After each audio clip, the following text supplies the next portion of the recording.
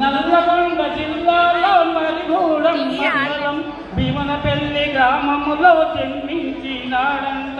నల్లగొండ జిల్లాలో మరిగూడెం గ్రామము భీమనపల్లి గ్రామములో జన్మి